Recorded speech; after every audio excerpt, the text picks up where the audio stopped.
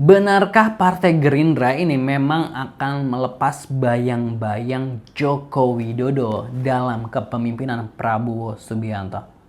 Iya nggak sih? Benar nggak sih faktanya seperti itu? Nah, sebelum kita ngebahas, sebelum kita nge-reaction pemberitaannya, kita tahu ya bahwa banyak orang yang menilai Prabowo ini bisa menjadi presiden Indonesia karena ketempelan Gibran.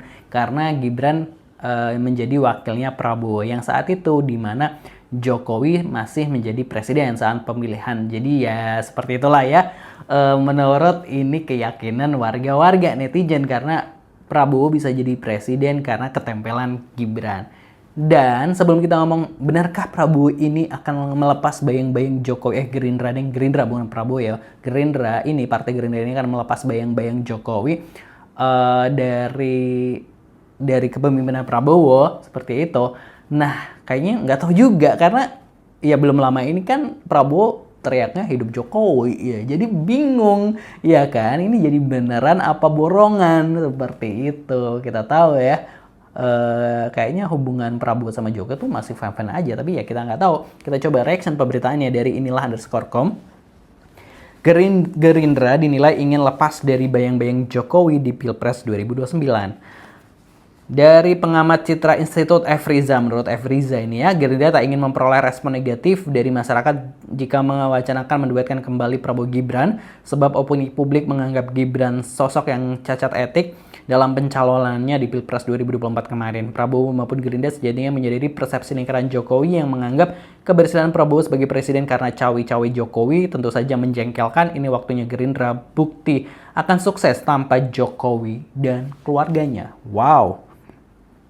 Caption beritanya seperti apa? Partai Gerindra dinilai sedang berusaha melepaskan diri dari bayang-bayang Presiden ke-7 RI Joko Widodo. Hal ini ditunjukkan dengan sikap Gerindra yang tidak mengakomodir nama Gibran Rakabuming Raka sebagai kandidat calon wakil presiden atau cawapres yang akan mendampingi Prabowo Subianto di periode kedua. Pengamat Citra Institut Efriza menilai Partai Gerindra yang belum dapat memastikan apakah Gibran akan kembali mendampingi Prabowo Subianto di periode keduanya nanti karena beberapa alasan. Oh gitu ya. Kita tahu ya bahwa kemarin ini kan Prabowo sempat berstatement di podium bahwa siapa yang nggak suka dan sebagainya ayo beradu di Pilpres 2029. Prabowo sempat bilang gitu. Terus dari PSI Ketua Hariannya Ahmad Ali ini juga sempat berstatement bahwa Gibran ini adalah kandidat capres terbaik anak muda seperti itu. Nah, jadi apakah emang benar-benar ini sinyal keduanya emang udah akan pecah kongsi di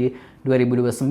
Nah, kita nggak tahu itu ya. Pasti kita nggak tahu karena ya tentu gue sempat baca juga ya di inilah gitu ya, di inilah_com ini kalau nggak salah kenapa Gibran ini harus dicalonkan sebagai presiden itu karena setelah 2029 misalnya presidennya itu ibarat kata bukan Gibran nih, maka pamornya Jokowi ini sama Gibran ini bisa meredup seperti itu. Nah kita nggak tahu nih. Jadi eskalasi politik ini masih panjang, masih di 2029, tapi tentu strategi dari semuanya udah dimulai dari sekarang juga. Iya nggak sih? Kalau menurut netizen ini gimana? Langsung aja kita coba reaction. Komentar netizen, jangan lupa subscribe. Ora usah pilih. Waduh komentarnya gitu. Satu periode saja kelamaan, 2009 tidak sama Wowo. Kenapa harus nunggu 2009? Omon ya. Terus ada sekretarinya nggak peduli gitu. Ambisi banget 2 periode gitu ya.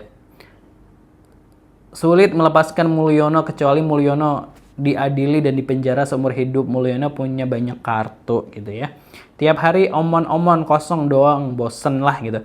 Padahal dulu yang rekomen Megatron buat masukin Jack ke Pilgub, bahkan Megatron sendiri ragu waktu itu, malah sekarang lo diatur sama Jack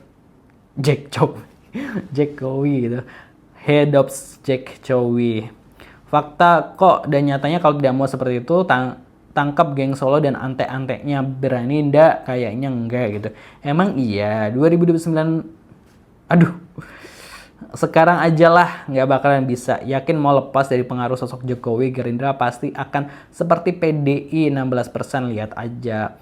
Pengamat kalau kebanyakan baca opini pendukungnya Anies jadi kayak gini analisanya. Lah, kok malah jadi ini? Hati-hati kalau nanti Anies Gibran maju WKWK, bingung termul dan terpu.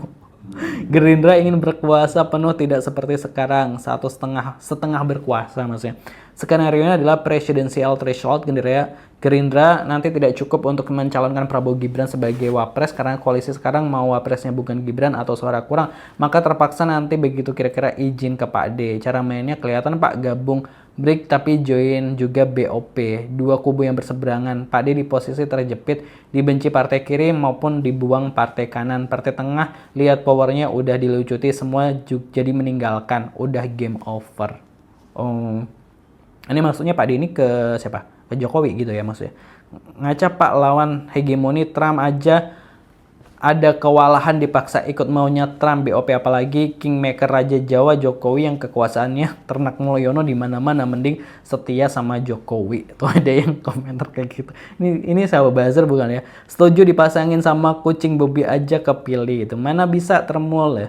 Beruntung Gerindra punya kader sekelas Deddy Mulyadi, kalau partai lain masih jauh di bawah Gibran, seperti itu ya. Mulai sekarang Gerindra kalau nggak 2029 terjun bebas. Lihat nanti 2029 apakah berpengaruh atau tidak, jangan menyesal. Serius, hidup Jokowi, hidup Jokowi, hidup Jokowi. Duel 2029. Kalau umur panjang, tapi kalau umur pendek gimana?